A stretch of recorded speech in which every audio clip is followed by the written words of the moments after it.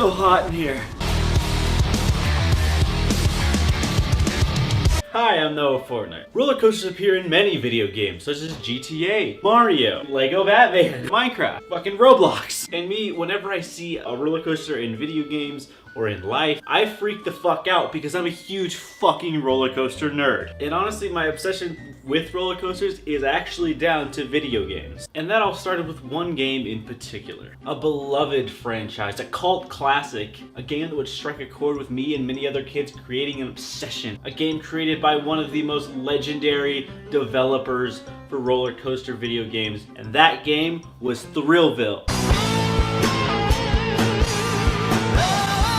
Thrillville was basically baby's first Tycoon game. Very simple, not the level of detail of some other roller coaster Tycoon games out at the time, and severely lacking in the Tycoon elements in the game.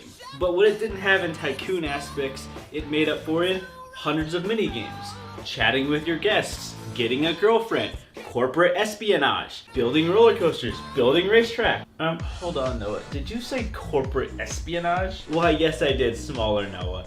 And that's because this roller coaster game, in fact, had a story. I didn't write this down, it's gonna be straight off the dome. The story, there was a guy named Uncle Mortimer. He recruits you to manage his theme parks, which are severely failing against his, we'll call him Jeff Bezos-esque rich business, guy that's opening new parks that's a rival Thrillville. Those parks being called Global Joy. They send like stink bombs and fleas in your park. They have like a spy balloon, and they have spies planted in your park, and they have bugs in your park that'll like spy on your new ride ideas. And your job was to build up this park and make it the best park and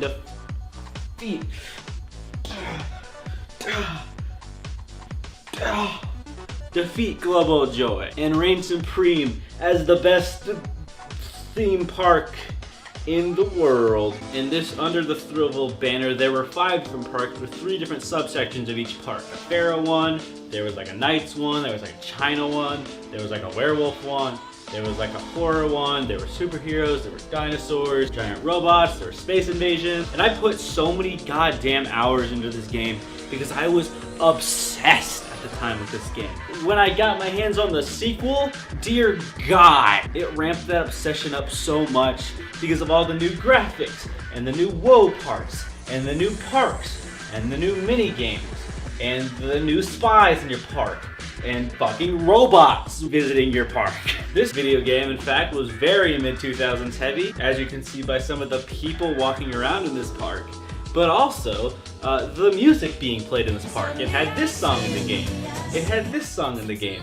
And the soundtrack by many is disliked, but I adore it so much. Maybe that's nostalgia talking, but I love it. And at this point I was really obsessed with this concept, but I needed more from it.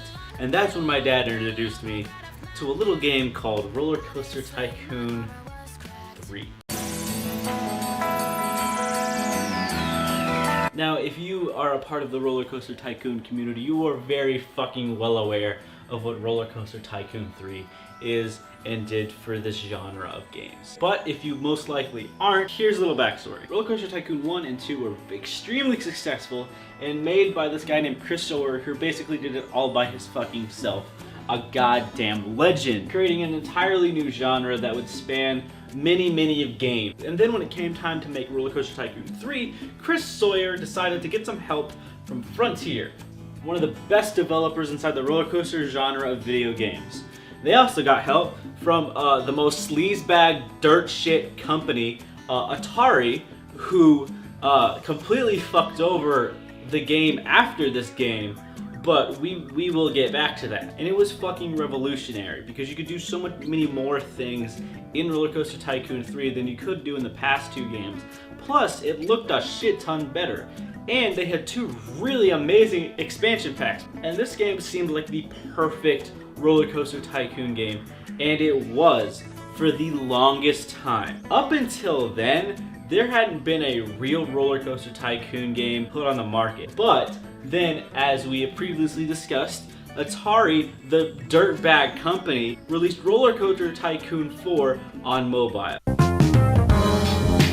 Roller Coaster Tycoon 4 was basically what any mobile game you think was. They had a bunch of microtransactions inside the game, even though the game cost money in the first place. They later would strip that away, and it wasn't very creative, and it was hard to play, and it looked like dog shit. But the Atari and Frontier and Chris Sawyer have a bunch of legal drama, which is so fucking hilarious to listen to, and if you really want a good in-depth video about that, I would recommend this one, which I'm going to put down below. But at the time, Atari realized they needed to revamp this franchise because Frontier, the actual good developer in this situation, had a massive game coming that was fan-funded. And so, in the same year, you had Roller Coaster Tycoon World and Planet Coaster coming out at the same time. Atari's shitty little version, which we will get into, and Frontier's amazing version, which defines the Roller Coaster Tycoon genre today.